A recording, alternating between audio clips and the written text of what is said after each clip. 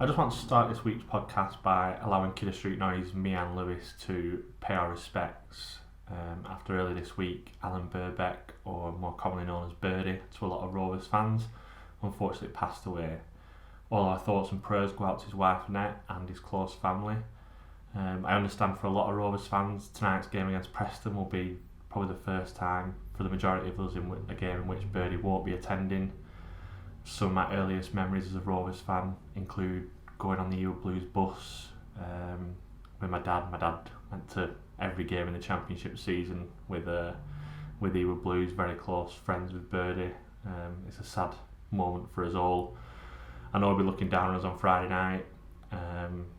Looking forward to the minutes of applause that everyone's arranged, and just hope we give him the standing ovation he deserves, because he truly is a Blackburn Rovers legend. Thank you.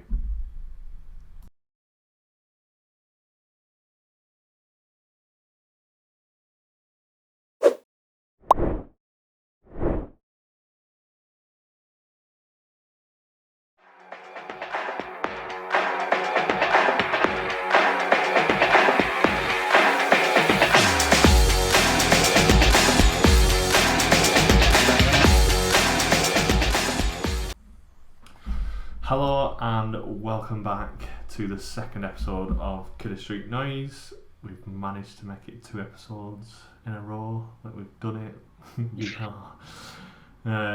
We're back after a up and down week. I say up and down week. Chelsea away is always difficult. I was quite confident before the game in the last episode, but realistically we shouldn't be going to Stamford Bridge and winning. And then a great result away at Norwich. We're going to go in chronological order like we usually do. So, Lewis, you went to Stamford Bridge on Wednesday night? It was Wednesday, yeah, only 2 games on Tuesday. So I'll let you describe the experience of going to Stamford Bridge. Well, the experience was a bit of a nightmare, to be honest. I mean, like, getting there, it weren't really like... I enjoyed the game, because I think we played really well on the night and gave a good account of ourselves, but it's like with away games, it's like the 90 minutes tends to be the worst part. It's like, you know, the other 2 sides of that, like, you know, in the pub before the game and like soaking up the atmosphere and all that. But because I was working until 4, so ended up going home, getting changed, getting over to the station, how home said to get the train. Getting an Uber. And the train ended up getting delayed, so I was late getting to London. And then obviously like, the tube at that time is absolute chaos. Yeah. Like the Earl's Court was like where all the away clubs were, so that was where I was heading for. But by the time I got there, it was like 20 to 7. So we only had time for like 1 or 2 beers before we actually, you know, set off to the ground. Yeah. And then when we got there was like massive like queues like to get into the upper tier of the shed end.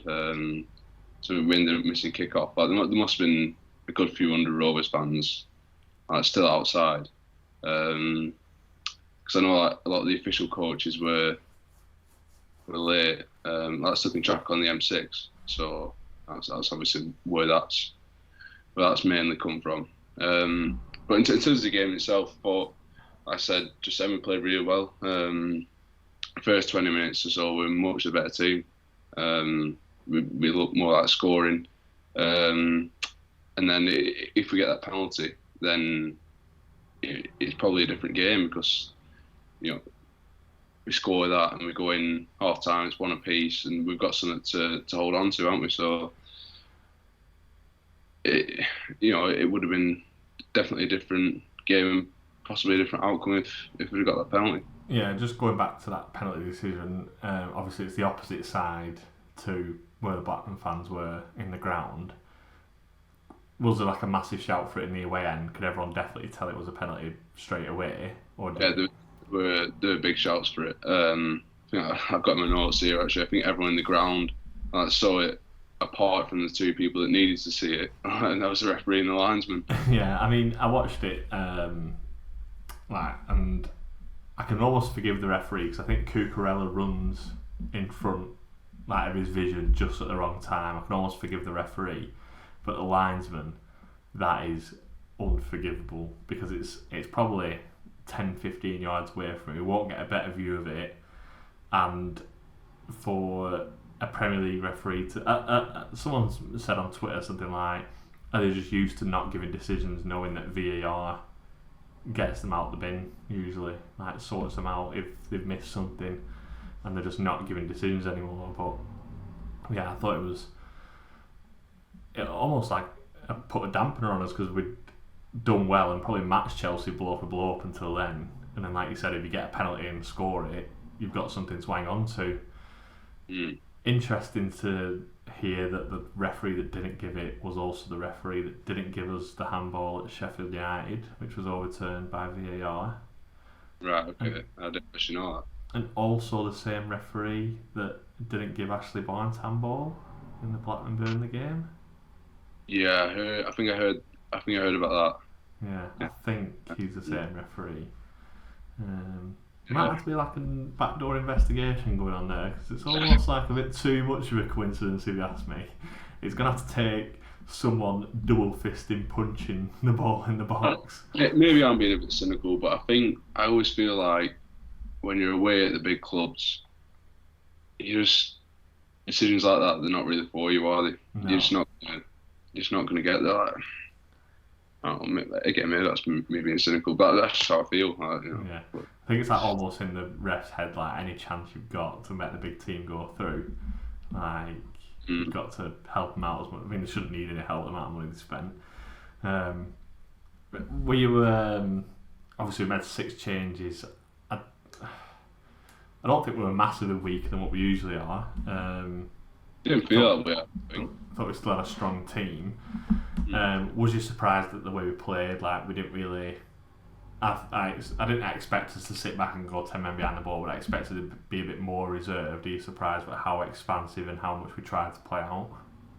Not really, no. Because that's like playing that way is what brought us success in the cups against Premier League teams last season. You know, against West Ham and against Leicester. So, not really. I can never imagine a JDT team to go there and just completely play for penalties from the start, especially with the players we've got as well.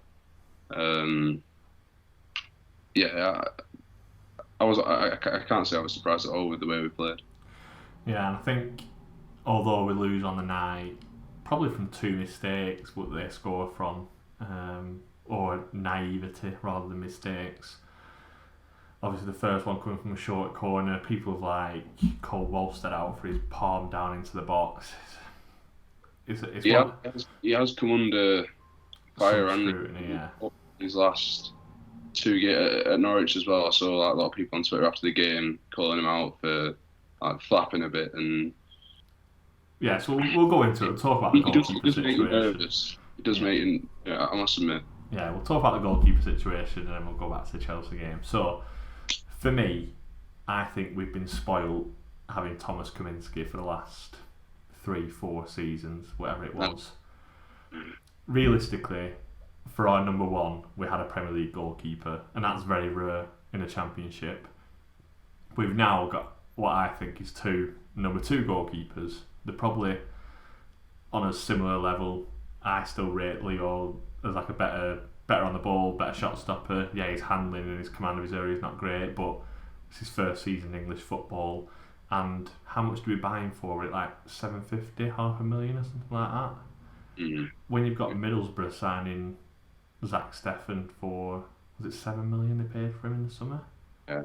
Like that's a lot of like. If you look at I still think Leo is probably on a par with the majority of the keepers in the Championship. I just think Kaminski for the last 3-4 seasons was the best keeper in the Championship. Apart from the teams that like go up and like the ones that come down from the Prem, we probably had the best keeper in the Championship for them years, and we've almost got used to that. And I think any keeper that replaced him after we obviously let him go in the summer was obviously going to find it difficult. Yeah, I think that's fair. I think when Kaminski first came in and we all saw how good he was and how consistent it turned out to be, really, it felt like we kind of like solved the goalkeeper problem, because it had been an issue for quite a few years. We had Raya for a bit. People criticised him for his kicking. And then there was... Jake Keane, Steele. After him, I can't remember his name escapes me now. The guy who had in 1920, the guy on loan from Brighton, I want to say. Oh, Christian Walton. He's at Ipswich now.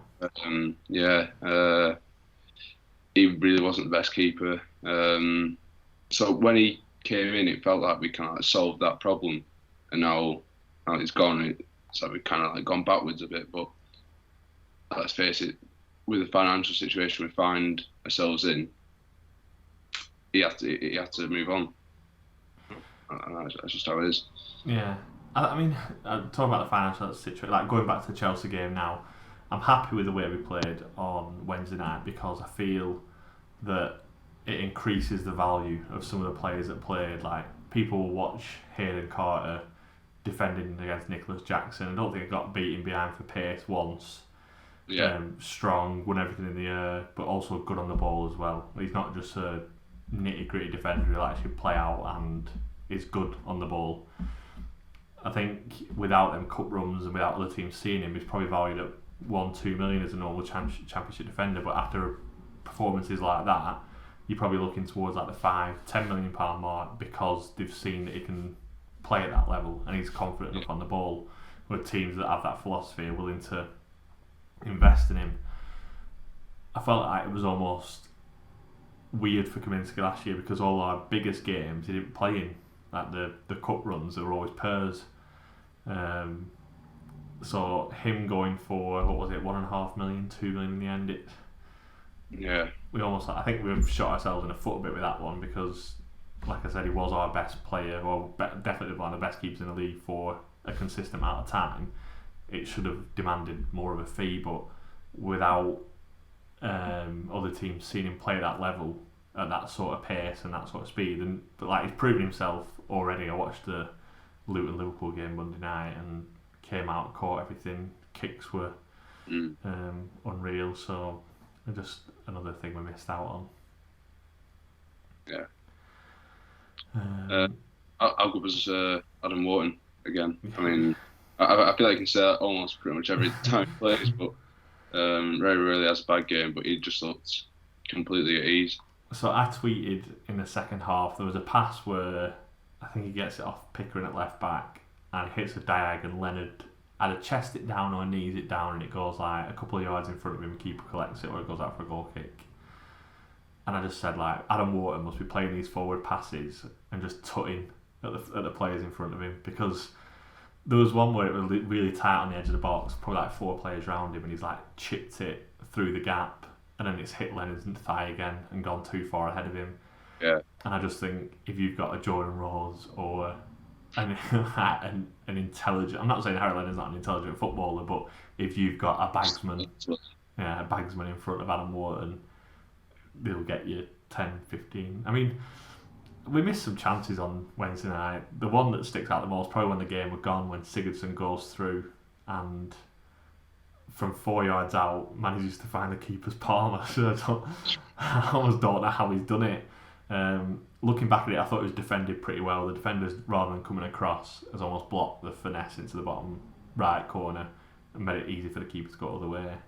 I mean, I suppose in terms of a clear-cut chance, Leonard at the start of the second half would be, you know, where he runs through and puts it just past the left-hand post. That would be the one. You know, if you score that, then maybe you've got, you know, a glimmer of hope to go on and win. But yeah, he's a young lad, and it's a lot of pressure on him. Still got a lot to, and he has got a lot of potential. There's no doubt about it. So yeah, we've got to give him time to develop, I think. Yeah.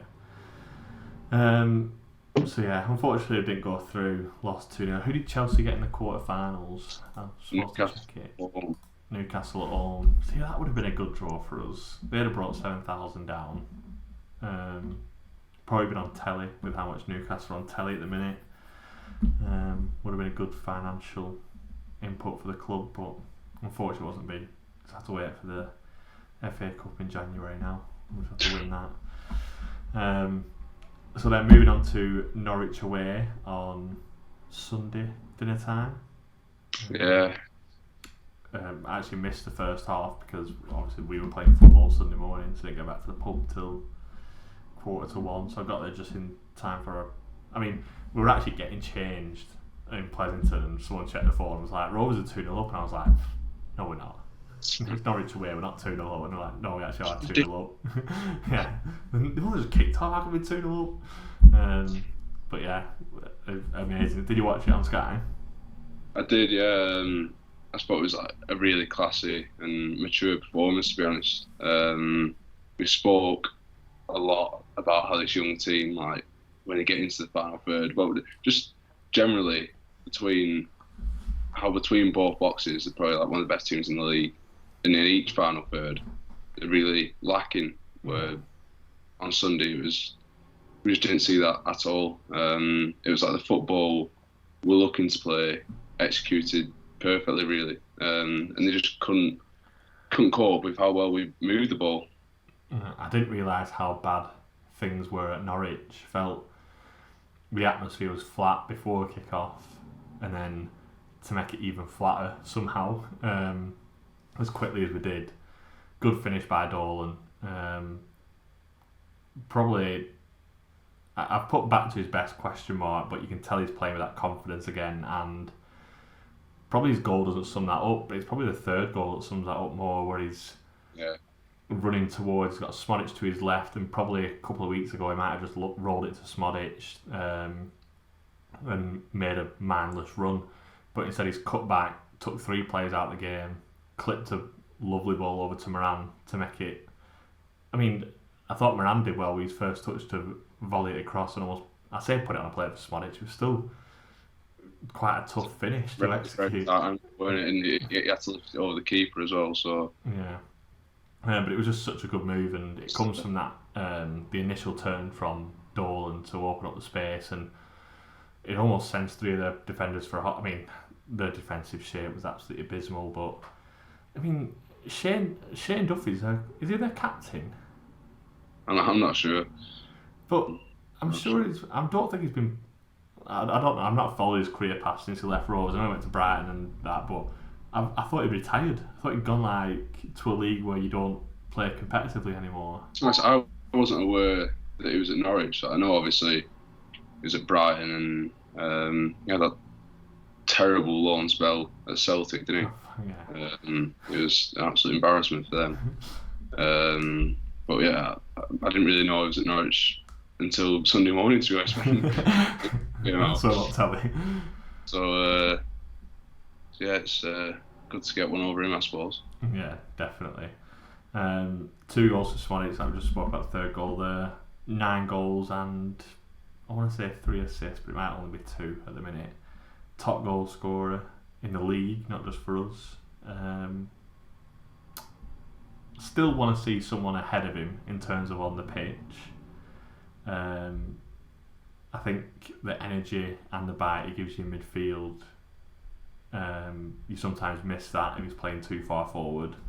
But whilst he's scoring goals, it suits us down to a T, doesn't it? Like with his pace and he's running into the channels. If teams are, especially away from home, and it suits us playing in the 9 position because he can run in behind. He's got a full half to run into, more or less. It's when we're playing at home and we're playing against a low block and there's not much space in behind, and you can see him getting frustrated because he can't receive the ball in behind. He's getting the ball to feet and there's no one running past him, and he just ends up getting frustrated and pulling his shorts up and pulling his angry face for everyone. Away from home, yeah, playing with a striker at home, I do want someone in front of him. How many goals could he get this season after scoring 9 in 14 games we played? Yeah, 14 games. Smodic. Yeah. He could be looking at 20 plus, couldn't he? Yeah. Really, definitely. I think coming into this season, I did look at him and think, yeah, but the way he finished last season, definitely double figures. But it's been a sensational start, really. He's really kicked on. I remember when he first joined, there was like a few question marks about him, I suppose. But now that he's like settled in, I think he's really, really happy here. Just looks confident. Really cool in front of goal, and long may it continue, really. But yeah, I think he could get 20 plus easily. Yeah, you said it then, like really cool in front of goal. I think back to like his key goals for Rovers, like the Sheffield United finish, Preston away last season, the 2 goals on Sunday. He is a very good finisher. Like they're always like right in the bottom corner or in the side netting where he's running through one-on-one. He never really. And it takes a big character in those moments to have that coolness. Yeah, definitely. Like to just get his head up and roll it into the side netting like, effortlessly sometimes, isn't it? Yeah. Whereas some people might just smash it as hard as they can and hope it goes in. I'm going to get onto the red card now. Obviously it's been overturned, so Scott Wharton is available for tomorrow night. Probably good with Ched Evans in the squad. I don't know if he's likely to start, but there's someone physical up front for Preston. I didn't want someone else filling in at centre back, especially after what happened last season at Preston at home. At first watch, without any replays, did you think it was a red card? I thought he was in trouble. You know, it was one of them where it was like Gary Neville, ooh, ooh, in the Chelsea Spurs game. I thought he was in trouble. I can really see in real time why the ref gave it. Especially he obviously doesn't have the, it's cliche, but he doesn't have the advantage of a replay, and it would have been tough in his position for him to see whether the touch on the ball was made by Wharton or Hernandez. So I could definitely see, watching it at the time, why he's giving it. Yeah. I mean, I think with how adamant Wharton was that he won the ball, surely the ref's got to understand, like, I mean, obviously, like, footballers lie and they play act, but yeah. I think, like, surely he must be able to tell from Wharton's reaction when he gives a free kick, like, Wharton's in shock, basically, that he's given a free kick, that he hasn't not touched the ball and just took the man. And I didn't think it was, I know it is last man, but he's still, like, probably 30 yards out. And I don't think he catches him, like, enough for him to go down. I think he is only just playing for the ball, and it's not like, oh, he's missed the ball and caught him high or caught him enough to send him flying and like he's going to stop him. I thought it was soft from Hernandez. If he wanted to stay up, he could have done. I think he's realised that the ball's gone too far and just gone, well, if I go down here, there's a chance of it being a red card. And unfortunately, the referee's fallen for it. I thought the ref had a poor game. Not for both teams, not just for Rovers. The Shane Duffy yellow at the start of the second half, the game's gone. Like, Dolan doesn't even attempt to go for the ball. Shane Duffy just wins the ball and Dolan jumps over him, and the ref gives a free kick and a yellow. And honestly, obviously it's good that Duffy got carded against us, and it's on the opposite team, so it doesn't really matter to Rovers fans. But as a football fan, that was hard to watch or hard to accept, because it's just the way the game's going. And we have got a section later on to talk about VAR. We have to have like a separate section in the podcast where we just discuss VAR decisions because there's that many at the minute. But it's just absolutely, like, I find myself, even in a game like that where Rovers are 3-0 up, we're flying, we're playing well, you find people on social media and people in the pub that only talk about refereeing decisions. Yeah. And I always say to you, it's not about you, ref. It's not about you. And every game is apparently about the referees or the officials now, and it's getting boring. So yeah, Scott Watersred got rescinded, so it wasn't all bad news, but there was some bad news. Joe Rankin Costello goes off injured late on in the game. Will be out for the next 3 months. He's going to be a big miss for us. Now moving on to the injury situation. So JDT has said in his press conference today that these muscle injuries are due to a lack of alternative travel, whether that be planes, the only game I can think of where you need to fly to is Plymouth, because it's a 7-hour drive there and back. I don't really agree with flying to Norwich and Ipswich, but I also agree with you on the fact that the coach isn't the best form of travel for players. You have to be sat down, you have to be belted in. Like, there's no leeway in getting up, taking a walk like there is if they're on a first class train. So someone said, it's just bad luck, the injuries we're having on social media. So I had a look at it. So Ryan Hedges was injured in the Ipswich game, which is obviously a 5-hour drive, especially on a coach, maybe even longer. Gallagher was injured the game after the Plymouth game. So we had Middlesbrough at home. He went off after 60 minutes. So he could have been still feeling the repercussions of the travel from Plymouth. Hyam was injured in the midweek game at Millwall. And then obviously Joe Rankin Costello's been injured in the Norwich game. Do you think there's a logical argument here from Thomason, or is it another dig at Steve Waggett? I think when you look at all those injuries, there must be some logic to it. I'm just looking at that Plymouth. It said Gallagher was injured in the Middlesbrough game. Yeah. Yeah. Well, there was. I suppose you can rule him out of it because the between the Plymouth game and the Middlesbrough game there was an international break.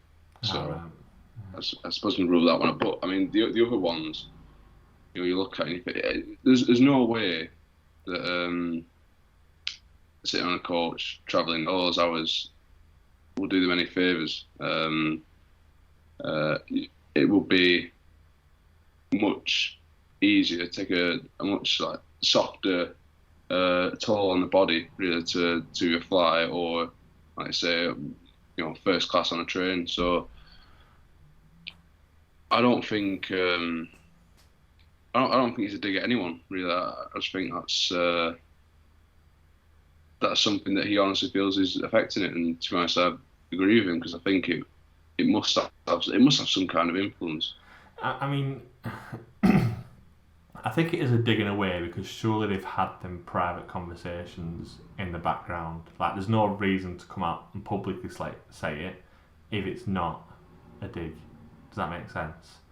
Like, if he feels that injuries are happening on longer travels, and he's obviously asked for plane journeys, train journeys, or whatever. The Millwall midweek, we should be getting the 12 o'clock train from Preston to Euston, getting down there, going for a walk, and then going to the ground, whatever they want to do.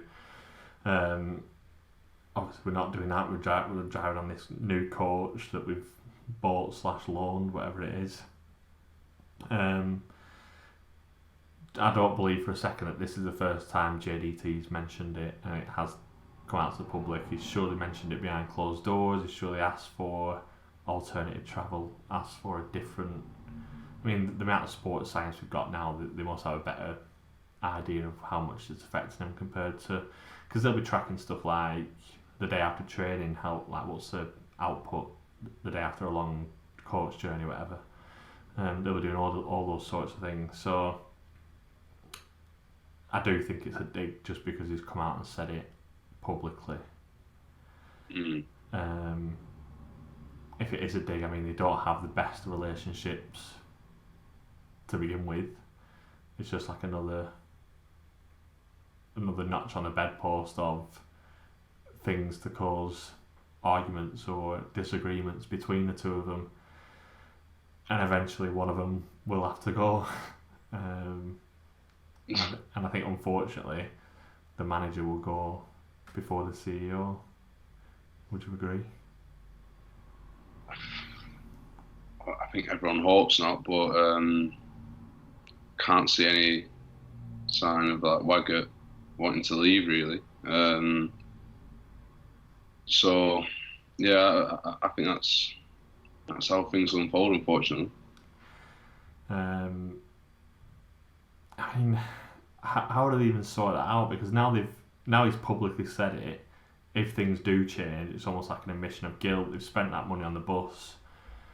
Do they just stop using it? I mean, we've got most of the long distance journeys out of the way, haven't we? We've played QPR, we've played Millwall, Plymouth, Norwich, Ipswich. Southampton, we've still got Southampton. Yeah, Southampton's probably the longest one, and the Cardiff and Swansea. The rest of them are all like Yorkshire or North East or like Midlands teams. So we shouldn't be too bad for the rest of the season. I just think, and I think that makes the comments even worse because now we can use the coach for the rest of the season. There's no need to get a plane or a train. But it's just one of them things. It's obviously causing a rift at the club, and it can't be good for anyone at the end of the day, really, can it? Tomorrow night, Preston North End going back to the football. Obviously, with the injuries we've got, we're going to have to shake things up. What would you predicted, or what would your preferred lineup be for tomorrow's game? I think the only change I would make would be out of necessity. Obviously, Rancastell's injured. It's going to be a massive blow going forward. I think we'll have to see either Britain drop back into right back to replace him, or like we saw on Sunday, Travis has played there and he's played in both full-back positions in the past. So we could see him play there, but I mean that's the decision for JDT to make. But really, that should be the only decision, the only change. After Sunday, the way we played, that's the only bit of only bit of tinkering it should do for me. Yeah, I mean Smodic is struggling, isn't he, with the hip injury he's got, whatever. So I'm taking painkillers during the Norwich game to get through. But fortunately, we have a international break after tomorrow night, so even more of a rest because we play on Friday, so we'll be getting an extra day.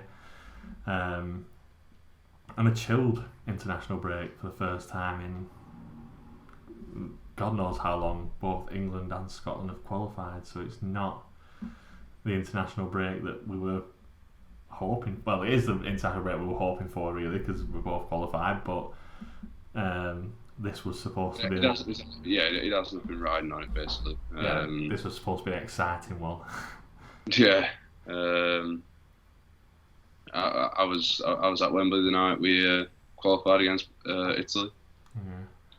Pre-registered for my tickets for Germany. I mean, whether I'll get any, I'm not too hopeful, I must admit, because I only joined the travel club in January, I think, and so far I've been to 3 games, so I've got 6 caps. So have you gone through the England fan thing to get tickets? Yeah, so it's like the actual travel club application, and for each stadium that the games are at, there's a different cap cut off, because obviously there's more tickets for bigger stadiums, so there'll be a lower cap cut off. Yeah. But I mean, there's people obviously they've been going for years at just on a ridiculous number. There's basically guaranteed tickets, but you just got to build it up over time, haven't you? And I think joining at the start of this year was like, it was very hopeful to to try and get tickets for Germany. I think we're probably looking at the World Cup in USA, Mexico, and Canada now. I think that's more likely in our position, but we'll see. Did you try and get any tickets in the UEFA ballot? I didn't enter that, no. No. I didn't enter the UEFA one. No. Did you? I did, yeah. I had 4 tickets for the 17th of June. it's whatever the third day is. Yeah. But we've been invited to a wedding next summer, and it is the 17th of June. I mean, they're not guaranteed to be my tickets yet. Still in the ballot. It'll depend on when the draw's made. But is the draw made after this international break? I think it might. I'm sure last time I remember it being December last time. Well, obviously it changed in the end because COVID happened. But like when it was meant to be in 2020, the draw, the tickets was, I'm sure it was December. Yeah. So when the draw's made and they find out what game's on, obviously if it's like a big two nations, then less tickets will go in the ballot. I don't know how they work it out, but if it's two smaller nations that won't be filling the stadium that much, then you get tickets. And I think you can like swap them. Like if I get a ticket for an England game and an England fan gets a ticket for a Scotland game, you can apply to swap and bits like that. They're all at the same value, so I'll hopefully be able to swap my wedding day tickets for some tickets in maybe the second or third round of group stage fixtures, and hopefully catch a Scotland game. But yeah, so yeah, line up for Preston. Massively diverted there, massive direction change. Leo in the net, obviously. Pickering left back, Wharton and Hill centre back. Are you going Britton right back? Are you going Travis right back? I think Britton right back. Yeah, I'm going Britton right back. Tronstad, Wharton and Travis in the middle, and then Dolan, Moran and Smodic. Yeah. Is that your lineup? Who's missing from that? Who's going to be? I mean, Markand. What did you think of Markand at Chelsea? I thought it was all right. Probably could have been involved a little bit more. Yeah. Yeah, but I mean, because I thought he would have fancied himself against Cucurella. I'm not gonna lie. I thought he would have been a bit more confident in like being direct and taking him on, because he's not the quickest and he's a bit dopey as well. Yeah. So I was a bit disappointed at not how intricate we were around the box, because like we want to play them 1-2 touch passes, but I just thought there were some times where he was one-on-one with a full-back, beat him, don't pass it. But yeah, it's one of them. That would be our 11 for tomorrow night. Just looking at the Championship standings so far.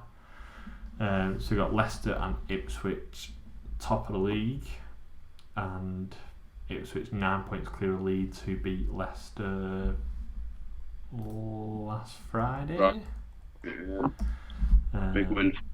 Yeah, definitely big win. I thought when I watched it, and I thought Leicester were the better team, but that's only the second loss of the season so far, isn't it? Yeah. No, that's the only one, isn't it? No, I'm sure they'd won 13 out of 14 going into that, so that's obviously now they've won 13 out of 15 after that. I think that's only the second loss. So low. Yeah, because they lost against Hull as well. Yeah, second loss of the season. I see. Alright, so Leeds are only 8 points off Ipswich now in second. Southampton, West Brom and tomorrow's opponents Preston make up the rest of the playoffs. Preston's form looks abysmal compared to the rest of the top six. Only one win in the last 5, and that's come against Coventry, who are down near the bottom with 4 losses on the bounce. Cardiff, Sunderland, Hull and then Blackburn were only 3 points off Preston, but we're top of the form table currently, or joint top, with 4 wins out of the last 5. Is there any shocks or anyone that you've surprised with? Anyone that you're disappointed in the league table so far? From the first 15 games, I suppose the biggest surprise would be Ipswich. I know they've started to. Can you say they've started to fall off? Because there was a bit of a gap opening up between them and Leicester. But obviously after this weekend's results, it's kind of closed up a bit again to 3 points. But no, yeah, they're the main surprise, aren't they? Coming up from League One, they've done incredibly well. In terms of like disappointing start, I'd go obviously Norwich. Yeah. You know, they've got to be the one you're looking at for that. Watford as well, but Watford, I feel like they chop and change managers so much. They never give anything time to really develop. I feel like every time they get a bad result, you're just waiting for the flag to come up on Twitter. Yeah. I feel like the sense I got the day we played them was like there's no kind of like together. Everyone just like turning up to watch them, but it's just a real lack of like. It's going through the motions as a club kind of thing. I was just about to say, going through the motions. They've got no real like identity going on. So I suppose them two be the disappointments, and he can't look past Ipswich for a good start, because that's what they've done. It's just brilliant, really. Yeah. I won't say I'm surprised by Coventry. I didn't think they would do this bad, but losing the two best players in the summer was always going to affect them massively. They did spend a lot of money in the summer, bringing in Sims, and spent a lot on the guy who scored against us, but I can't think of his name now. The American guy, what's he called? Something Wright? Not Bailey Wright, that was the guy who's with Preston, I think. Something Wright, I can't think of his name off the top of my head. Plymouth, I'm a bit disappointed with. I thought they'd do a little bit more like Ipswich, where there'd be an unknown certainty, they'd be better at home, but they've dropped off massively recently, only on 16 points. Millwall, really shocked at. But I mean, they were heading that way at the end of last season when we played them, weren't they? They were probably like the worst form team going into the playoffs. And I think with the way the season ended with Wimper, it's probably almost left a cloud hanging over the start of this season as well. Suppose after the way they came up, you got to mention Sheffield Wednesday as well, because but sacking Darren Moore, like I say, after the way, I mean, it's brilliant entertainment. They must have been like going into this season at that point with a lot of optimism, and now it's just kind of all gone, really. There's a lot of ill feeling towards the owner, and yeah, unfortunately for them, may as well put an R next to the name on the league table now. Yeah, I think the miles off it and the problems they've got off the pitch just.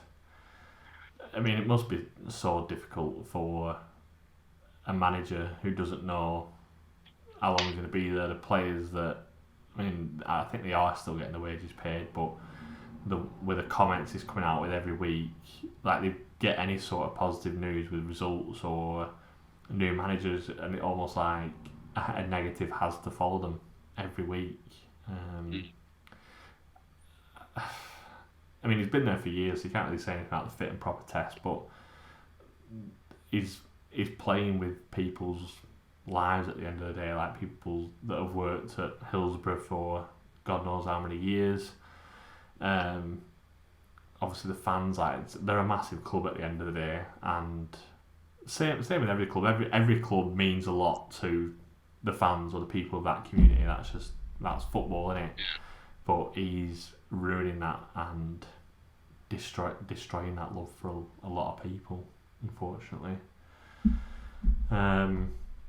So yeah, I mean, the championship I think is starting to take place now. Like, I think after 15 games, I think it's still a bit too early to start writing people off and saying people are relegated, apart from obvious ones. But I think you can start seeing who's going to be up there towards the end of the season, who's still in with a chance, and who might fade away or who might be struggling towards the bottom end. I think down to I would say down to us, but I mean Middlesbrough are only a point below us. I'd still keep them in contention. Stoke seem to have picked up massively the last 4 games, 3 wins and a draw. Birmingham have just shot themselves in the foot massively, hiring Wayne Rooney. The craziest decision ever in English football, I think. But yeah, and then the top half, I think it will just sort itself. I think a couple of teams will drop out of that. Cardiff, I think they had a good start with the new manager, but I think eventually they'll drop out. And then Preston, unless they get some sort of investment in January, then I can't see them carrying on a good start. It's a good segue actually back onto tomorrow night. How do you think the game will pan out, and what's your score prediction?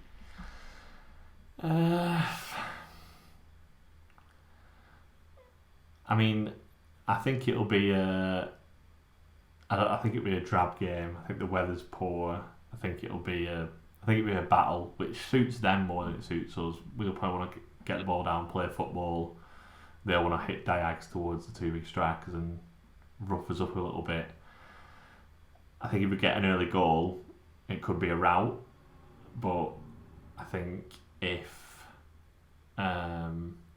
they go ahead or they start the game, the better team, like 50 minutes, and their fans get behind them and our fans drop off a bit, I think we could be in for like a 0-0/1-1 game. I'm hoping it's the other way around. I hope we start quickly, get an early goal, and see, like the Preston games in the past, I think back to like the 2-2 with Gallagher not holding it in the corner, and I felt like every time we played Preston, whenever we went to goal up, we were like nervous, almost like we were in shock that we'd gonna goal up again. Especially when they had like the full Darwin end, it were almost like we were intimidated by being ahead, and we felt like we had to hang on to it. I remember the one, was it during COVID, where we were 1-0 up and ended up getting beat 2-1? The behind closed doors game. I don't think so. No, because we beat them in COVID. We beat them 3-0 at Deepdale. Yeah, beat them 3-0. Was the other game? No, I think they went 2-0 up, didn't they? We put one back. I think that 2-1 game. Alright. So anyway, because Greg Cunningham scored, didn't he? Yeah, you're right. Adam Armstrong got a penalty before half time. But we just look so nervous and uncomfortable playing in them games, and I just want an early goal tomorrow, and I think they'll panic because of the form they've been on, the form we've been on. We'll eventually just pull away and put them to the sword, hopefully. So I'm either 5-0 or 1-1. Nothing in the middle.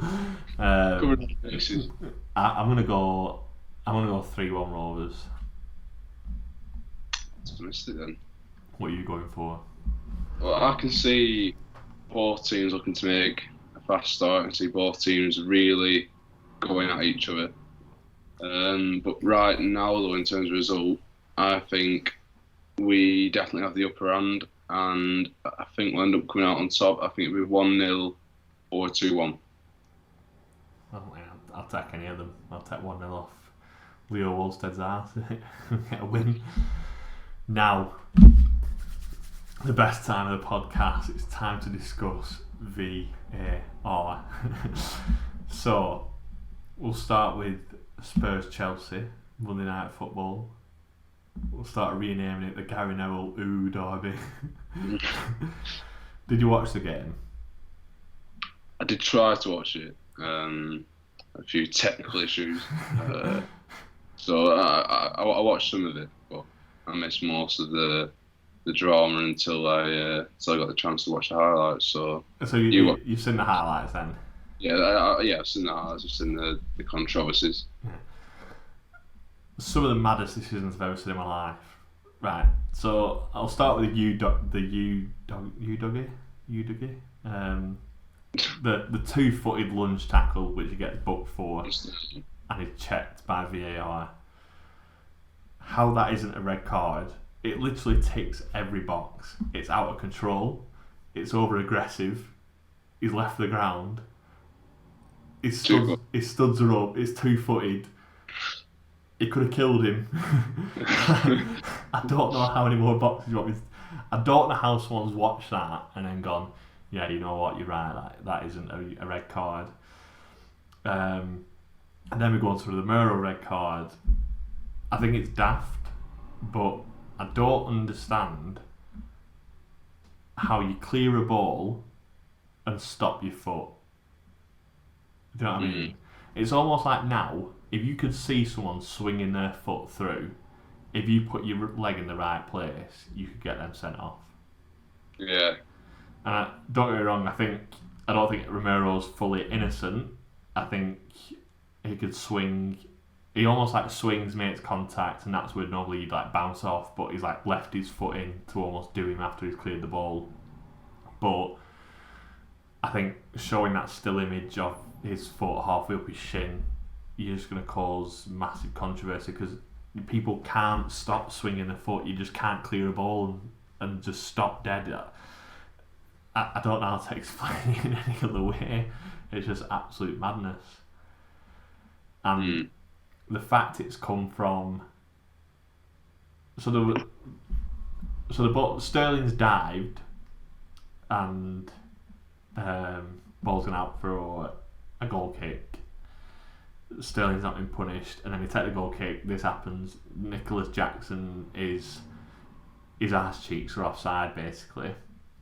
He's apparently blocking the goalkeeper's view, which I don't understand because it's a screen where it's going right in bottom corner. Keeper's never getting there anyway. And I just like you doing all these checks. I think the first half ended with 13 minutes of time added on. Like, is anyone enjoying it at this point? Like the one that got disallowed for Son's goal in the first half, I think the Son is offside, like he's an inch offside or whatever. But it took him 4 minutes to decide whether he was offside or not. It's crap. Like, and then obviously, what's the centre back called for Tottenham? The one who got injured,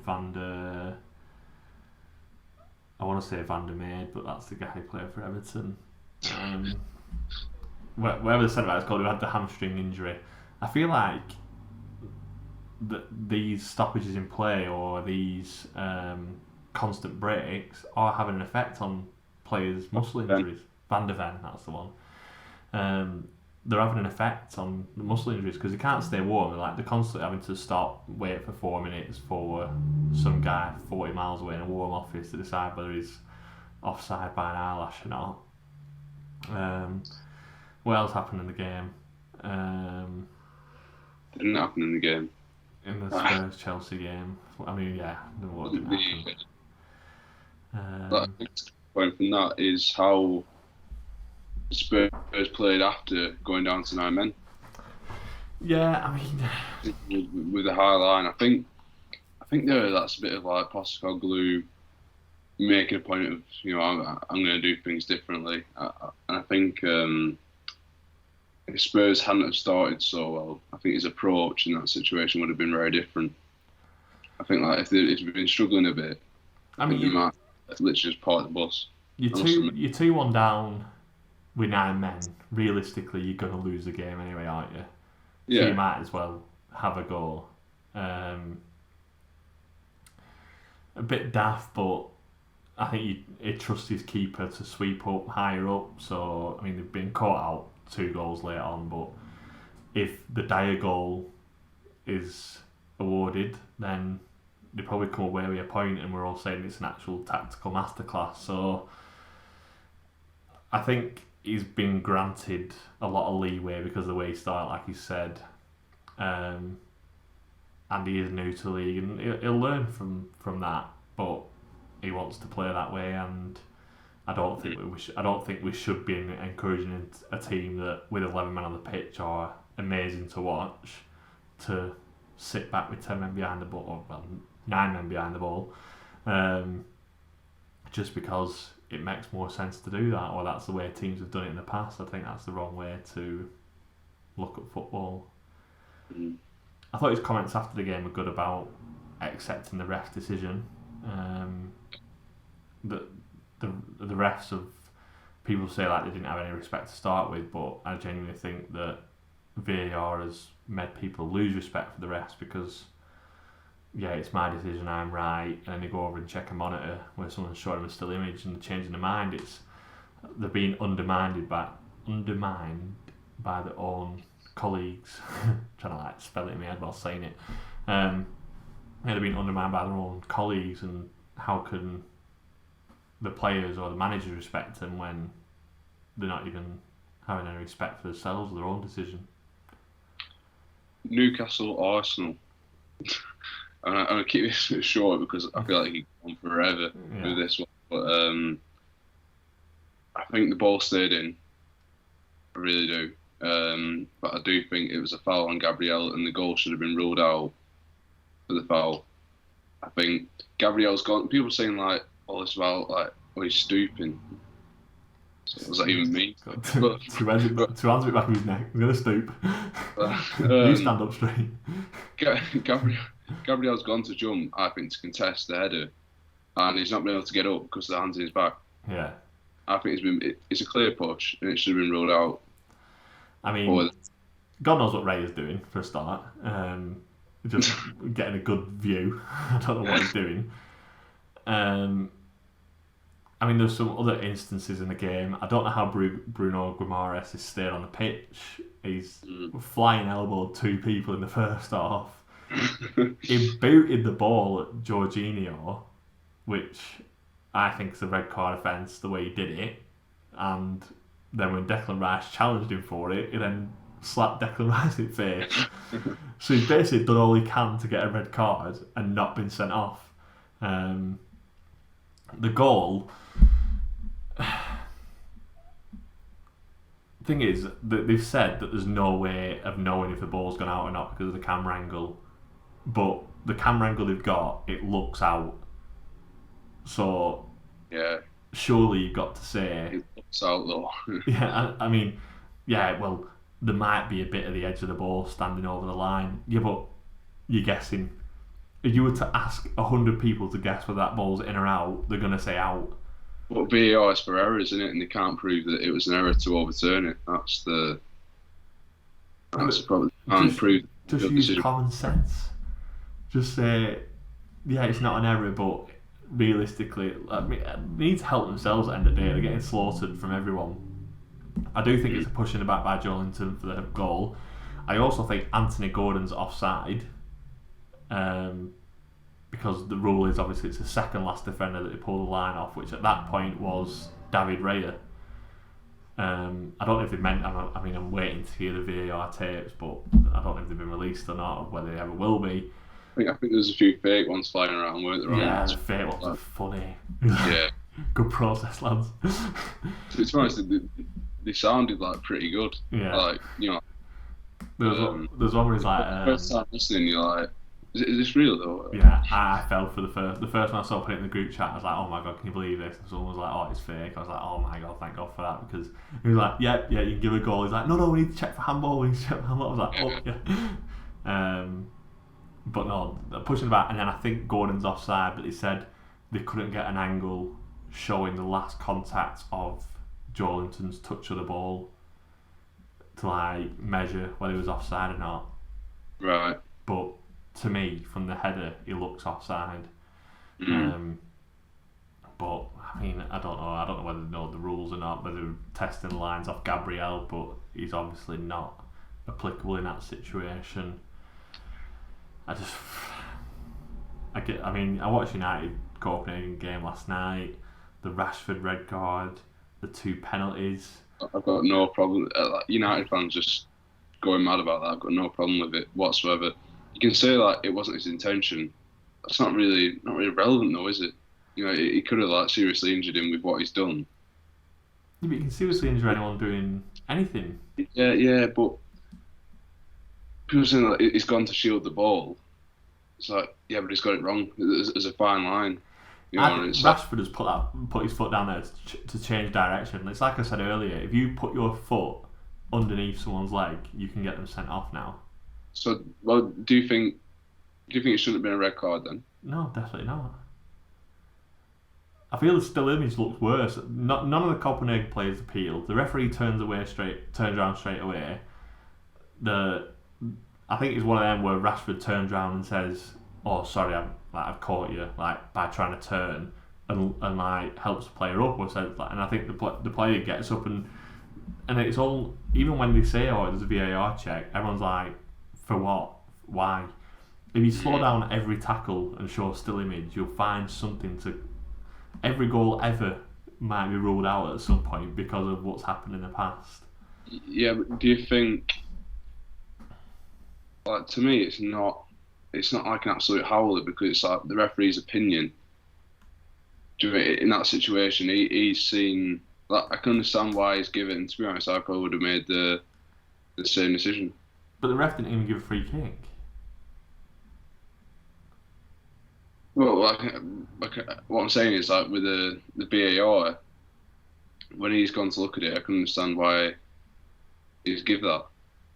I still think there has to be like some sort of intention there. Like when you look at the Kai Havertz tackle on Longstaff, and you look at the Udogie tackle, which are not being ruled as serious foul play.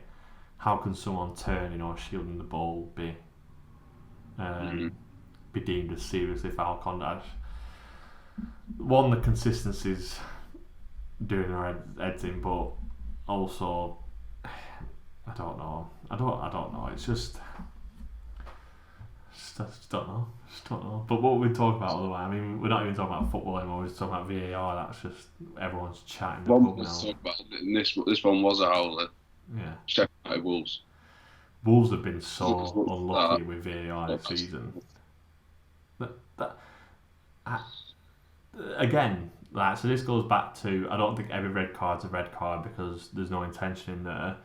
I don't think every penalty is a penalty just because there's contact. The guy gets up after the foul because he knows there's not enough contact to go down. He's gone down expecting contact and then got back up thinking there's probably not enough there. And the rest watched it 150 times in slow motion, seen that his knee hairs touched his ankle hair and gone, "Oh, it has to be a penalty now." And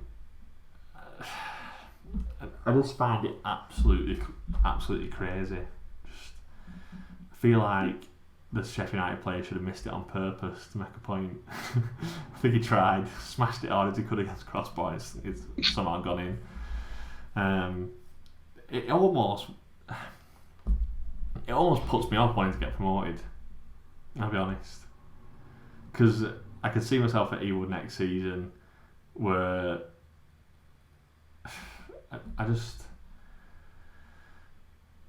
I'd be fuming if I had to wait 5 minutes to see that the guy that's dived in the box has got a slightest bit of contact that means it could be a penalty. I'll be on pitch throwing monitors to the floor. Ref, you're not watching it, ref. You're not watching it. Get away. I must admit, when I was listening to the Newcastle Arsenal game on the radio on the way back from Cardiff because I was working in Wales at the weekend. And when I first heard about what was going on, I was like, I think after this and after the Luis Diaz incident the other week, I won't be surprised if like this week they came out and just got rid of it. Yeah, that is the only way forward. I think it's getting like with how much controversy it's causing at the minute and how much of a nuisance it's been in terms of like delaying games, added time, and it's really annoying fans. It's annoying players. The decisions are wrong quite often. I think eventually it's going to go, or at least go in its current form. We've talked about players having, or teams having an appeal system. You know, maybe we'll see something like that or a variation of that. But in its current form, I think it's got to go. Yeah, if we had an appeal system, that Rashford tackle yesterday doesn't get appealed at all. Definitely not. They just get on with it. I mean, they might risk appealing for the handball penalties, but I mean the United ones. I think the Copenhagen one's harsh because he's only a couple of yards away and his hand's by his side. But then the United ones, his hand is literally right next to Maguire's head. Like he can't get it out of the way. So what is he supposed to do? But yeah, I think that's enough talking about VAR now. We've spoken about it enough. So let's end on a positive and bring the quiz back. So yeah, we are back with not a quiz because we're not asking the questions to each other. We're going to do a sporcle quiz this week. This is the top 5 goal scorers for Blackburn Rovers since the inauguration of the Premier League all the way up to 2019-2020. Do you want to do a guess each? Yeah, can do, yeah. Yeah, I'll let you go first. Shearer. Alan Shearer will get 4 points. I'll go Chris Sutton. Rhodes. Jordan Rhodes. 4 points each for each question so far. I'll go Benny McCarthy. Dunn. David Dunn must be on there somewhere. He is. Let's go Kevin Gallagher. Gested. Yeah, he's filled in a few down there. Oh, is it me? I've got Mark Atkins, 3rd in the championship winning season. I always remember that fact. Mulgrew. Charlie Mulgrew. Must have been 2nd in the promotion season. 3rd. Yeah. Oh no. Is that the promotion season? So you joint 2nd in the promotion season, eh? 2018, yeah. So Armstrong must be. Oh. Yeah, that makes sense. You'll go. Dak. Bradley Dack. It was on 19. I thought he was on 14 that season. So I will go for Danny Graham. Who else are in promotion season? Antonsen. He'll be on there, won't he? 17-18. He is. Marcus Antonsen is there. I'll scroll up a bit. Let's try and get some of these. So I'll go Mick Newell. Yeah. I'll go for Pedersen. Morton Gams Pedersen is. Is he on 7 seasons? He will be one, yeah. So the championship season he'll be on there somewhere. He is. 7 in 92-93. That's kind of annoying if I don't get that.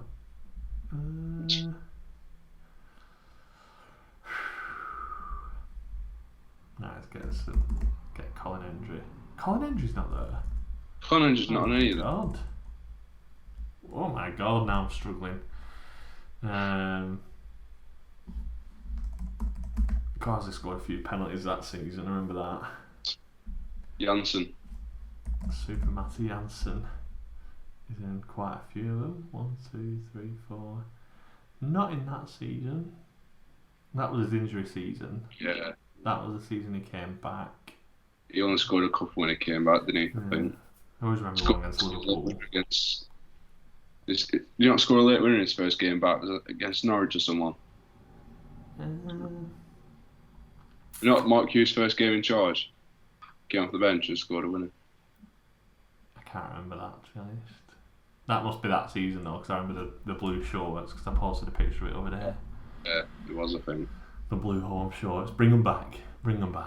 Right, Janssen, so Damien Duff must be in a few of them. Yeah. Yakubu. Feed the Yak. 17 goals in 11-12. Shabani Nonda. Got to think about one season wonders to get Bellamy. Oh, surely that's not Amari Bell. Oh dear. GG's, call it a night. Craig Bellamy has filled in somewhere. Back to you. Oh, well. Jason Roberts. Jason Roberts is there. Or 6. I mean, Santa Cruz must be in a few of them. Yep. Yeah. Nuno Gomez. I don't think he got that many. I think he only got 2.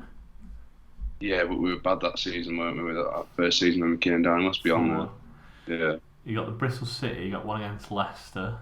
So if it weren't for Rolls that season, we'd have gone down to League One. Yeah, That first. Yeah. I reckon Dixon had 2s in that season as well. It's not.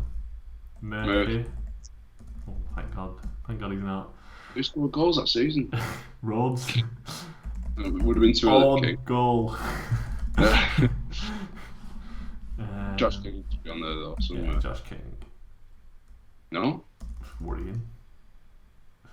He's the 3 goals against Stoke, mate. Leon Best must be on there.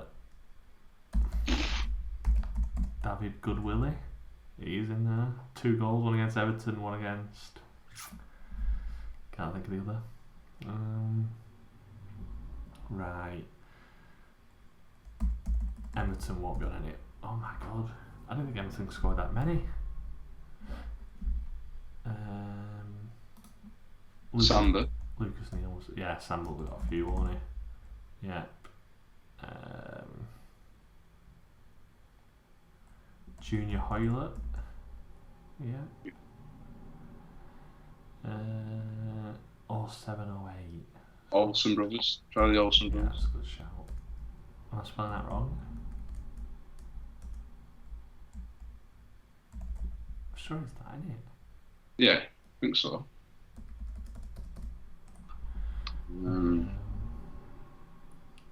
14th, so like Tommy Kearney must have got a few. Yeah, he must be on a couple, yeah. I'm trying to think who wore that zebra green kit. Chris Taylor, 15-16, 14-15, one of them must be on there. That's right, Taylor. Not having it. No? No.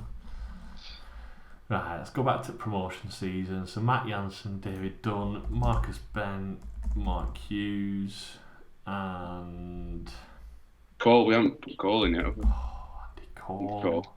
So Dwight Cole must be on there then. So you start to think of him first and rattle a few off like. 2002, 2003. That's the HSA kit, innit? Stead? 2 guys. It's a 2 guy must be on 1 at least. No, he wasn't. I know he didn't score that many, but Um, Barry Ferguson. Oh, he's in one of them. Yeah. Savage must be on 1. What? Yeah. Stephen Reed, definitely. Paul Dickoff. Dickoff, 0405, yeah. I don't see. I only seem to remember him for 0405, never 0506 for some reason. 0506, I just see Bellamy. 0506, he scored a worldie against West Ham in last minute. The 0405, he scored a penalty against Leicester, didn't he, to send us to Old Trafford. That's the one image I remember of Paul Dickoff. I'm missing an absolute sitter in that cup game against Burnley at Turf Moor. Oh yeah, that was bad. Yeah. Let's go back to earlier on. I mean, we've only got 4 minutes left. This is poor. Right, championship winning season. Who's Henningberg? Warhurst. Yeah, he's not in the championship winning season though. Atkins, Sherwood. Yep, there we go. Jimmy. Ripley. No, Slater didn't score, just crossed it. Wilcox. He didn't score, just crossed it. Like Mesut Ozil, we were tapping it back post trying to cross it. Who's the backstay man? 95, 96.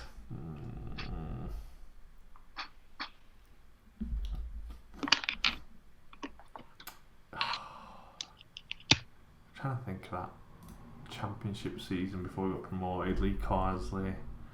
Can't really think who was up front that season.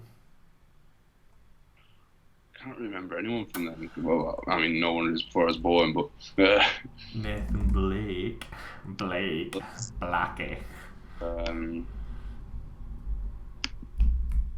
Who else do we have up front then? Right, let's go through some of the 2003, 2004. I mean, that's got to be easier than that. Who played that season? What kit's that? Is that 4 goals? That bottom one. Here. In 2003. Yeah. Oh yeah, of course. And 2 goals is poor in it. Who played it back that season? Dominic Matteo might have got a couple. Grabby. I mean, we're all clutching at straws here, aren't we?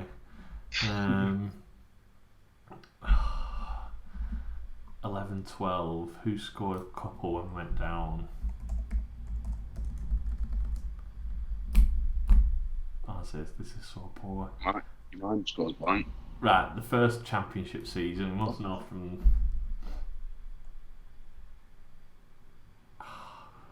Not bad in 10. Biram Juve. That must be in. Let's give it a lodgy. Juve again. Yeah. Right, well, 1920, we should be able to get that. Brereton. Holtby. I forgot about him. What was he called on loan in midfield? Tunnicliffe? Nope. Oh, Turnbull. Was he a season after? He might have been 20. Yeah, he was 2021 him. Centre backs that season: Mulgrew, Ward. Oh, is that Gavin? Not Gavin Ward. What's he called? I'll find him. Ashley Ward. Ashley Ward, yeah. Last minute, 15-16. I really got Rhodes and Graham. Try out Pan. I seem to remember scoring. Marshall, yeah. Conway. Hopeless Akpan. Yeah. Like beyond there, I seem to remember scoring a header against Middlesbrough. What other fullbacks have we had? Bruno Ribeiro. I'm running at a loss here. Really should. 1920. Evans, 1920. No. I'm glad he's not in. It's been a worry for us. 10 seconds. Any last guesses? We're missing 50. Right, let's see some of these answers. So, Sam Gallagher. Fucking. Marvin Emnes got 4. He only scored against Wigan. And yeah. Bennett, Jordi Gomez, Shane Duffy-Boo, Alex Baptiste, Kazim Richards, Rashina, Scott Dan, Harrison Reed. I never got that. Kalinic. Should have Kalinic, Rob. Yeah, Nikola Kalinic. I mean, that were a poor season for goals, that wasn't it? Joint top scorers have all got 5. It's a poor season. Yeah, absolutely still. I've seen it. I mean, Stephen Nzonzi, is that goals scored or shots on goal? It should have gone Bentley. Ryan Nelson, I remember it took him like 5 years to score his first. How's he in there? I was thinking about Nelson. I was like, he never really scored. No. Matt Derbyshire should have got. Bentley, definitely. Yeah. Amoruso, Gallagher, Babel. Paul Gallagher's probably an obvious one. Derbyshire, Bentley again. Mark David Thompson. Eggloston Stad should have got that. Craig Hignett. Fenton, never getting that. Bean, never getting that. It's not, all the ones, I'm not counting all the ones for I was born, right? So that's. Yeah, it's these 4 that I'm disappointed in. Yeah, Sam Gallagher and. Yeah.